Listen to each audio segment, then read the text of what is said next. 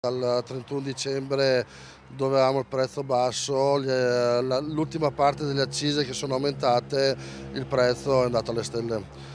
Facciamo fatica noi gestori a star dietro a sto prezzo qua, immagino che i clienti non lo vedono proprio bene.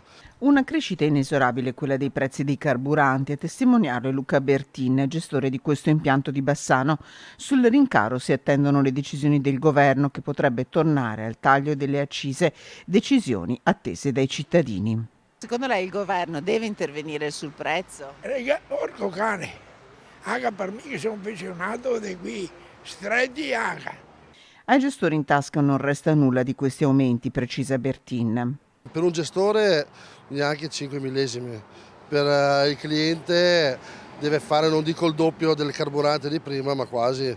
Nel frattempo è iniziata l'azione di controllo anti-speculazioni della Guardia di Finanza, un'operazione inefficace per il rappresentante di categoria dei benzinai. Il problema è che quando parliamo di speculazioni, il primo passo che è stato fatto è quello di mandare gli organi di vigilanza sulle singole gestioni a controllare i prezzi, dove sappiamo benissimo che il prezzo finale non viene determinato dal gestore, ma viene consigliato e condizionato dalla compagnia petrolifera.